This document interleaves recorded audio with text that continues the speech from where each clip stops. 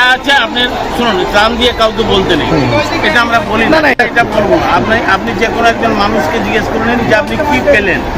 আমরা সব ধাপ্পা দেওয়ার লোক মানুষ। আপনারা দেখছেন বাংলার আওয়াজ। ঘাটালে দুর্গোৎসব উপলক্ষে আবারও ২৫০০ বন্যা দুর্গতদের ত্রাণ বিতরণ।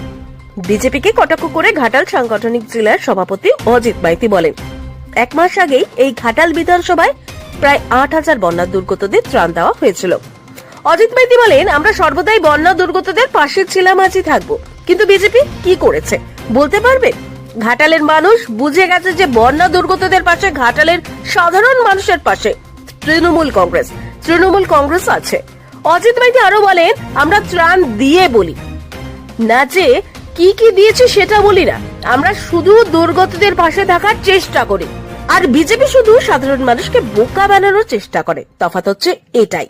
এই ত্রাণ বিতরণে উপস্থিত ছিলেন ঘাটালের মহকুমা শাসক, ঘাটালের বিডিও সাহেব সহ অজিত মাইতি, ঘাটালের ব্লক সভাপতি দিলীপ মাঝি, প্রাক্তন বিধায়ক শঙ্কর দুলুই, ঘাটাল পঞ্চায়েত সমিতির সভাপতি পূর্ত কর্মাধ্যক্ষ হাবিবুর রহমান, ঘাটাল পৌরসভার চেয়ারম্যান তুহিন কান্তি বেরা, শাসক দলের পুরনো সৈনিক কিঙ্কর পণ্ডিত ও পঞ্চানন মণ্ডল সহ শাসক দলের এক ঝাঁক নেতৃত্ব। ঘাটাল সাংগঠনিক জেলা সভাপতি অজিত মাইতি কি বলছেন শুনুন।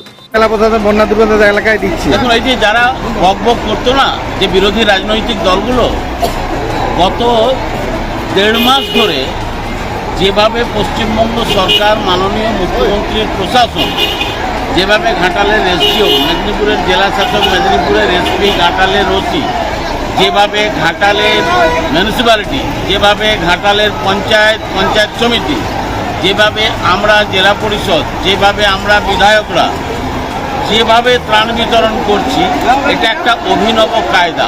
অতএব এই জায়গায় শুনুন, বাংলার বিজেপি কেন, ভারতবর্ষের বিজেপি এই ঘটনা দেখেনি। এই কয়েকদিন আগে আমরা ৬-৭ হাজার দিয়েছি, আবার আজকে ২,৫০০ থেকে ৩,০০০ পাবে।